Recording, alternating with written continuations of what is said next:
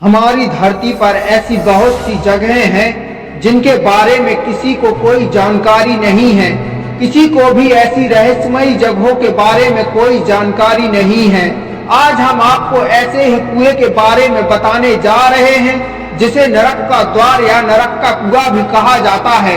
ये कुआं आज भी दुनिया भर के वैज्ञानिकों के लिए एक बड़ा रहस्य बना हुआ है। हम बता रहे हैं नरक का द्वार कहा जाने वाला इस कुएं के बारे में जो यमन के बरहूत में स्थित है। इसे नरक का रास्ता भी कहा जाता है। माना जाता रहा है कि यहाँ शैतानों को कैद किया जाता था। यहाँ तक कहा जाता है कि इसके अंदर जिन्न और भूत रहते हैं। वहाँ के लोग तो इसके करीब जाना भी दूर, इसके बारे में बात करने से भी बचते हैं। हाय दोस्तों, मैं हूँ आपका दोस्त हरिओम और आप देख रहे हैं ऑल इन वन वीडियो। अगर आपको वीडियो पसंद आए तो इस चैनल को सब्सक्राइब करें और बेल वाले बटन को दबाना ना भूलें। लेकिन उससे पहले आपको नए वर्ष की हार्दिक शुभकामनाएं। यमन में पहली बार कुछ खोजकर्ता नर्क के कुएं के अंदर गए। इस कुएं के अंदर उन्होंने ढेर सारे सांपों का झुंड और झरने मिले। इस सिंक होल यानी जमीन के गड्ढे को जिन्नों का जेल और पाताल का रास्ता भी कहा जाता है, लेकिन इसका आधिकारिक नाम बरहौत का कुआं है। यह कुआं 367 फीट गहरा है। कई दशकों तक स्थानीय लोग इस जगह के आसपास भी जाने से डरते थे क्योंकि लोग इसे जिन्न का जेल या पाताल का रास्ता मानते थे। बरहौत का कुआं के गड्ढे का मुंह का व्यास 98 फीट का है। यह पूर्वी अमन के अल माहिरा प्रांत के रेगिस्तान में ओमान की सीमा के पास स्थित है। ओमान के इन खोजकर्ताओं से पहले अभी कोई इस गड्ढे के अंदर नहीं गया था। ओमानी कैंप एक्सप्लोरेशन टीम के 10 खोजकर्ताओं में से 8 बरहौत के कुएं में जब अंदर गए तो उन्होंने देखा कि अंदर कई झरने हैं। इसके अलावा कई सांपों के झुंड रहते हैं। इस घटना को देखने के लिए स्थानीय लोग डर की वजह से बाहर ही खड़े रहे।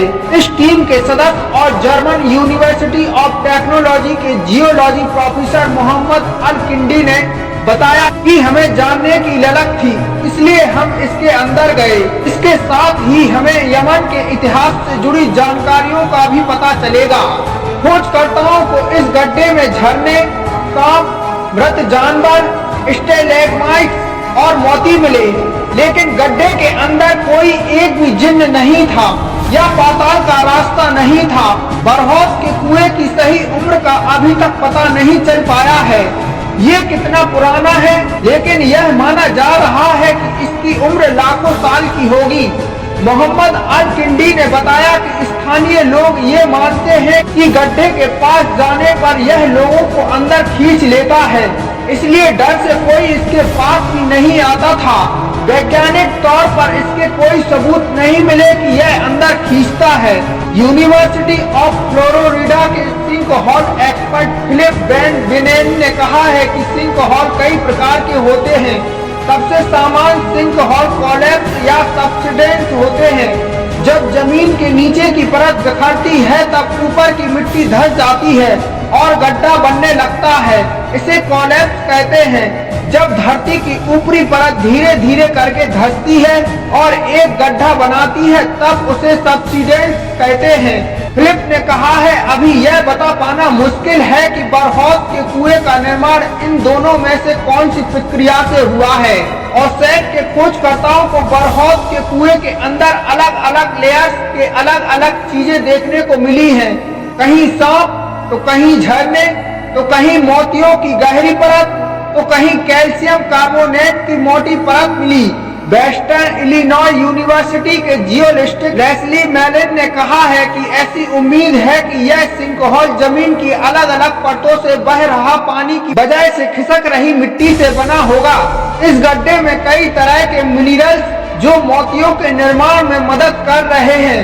गड्ढों में मोतियों का निर्माण बेहद दुर्लभ होता है क्योंकि ये गड्ढों की सिर्फ निचली परत में बन सकते हैं, लेकिन बरहौत के कुएं में ये दीवारों पर भी देखे गए हैं।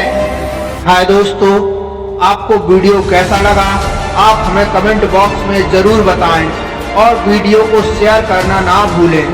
धन्यवाद।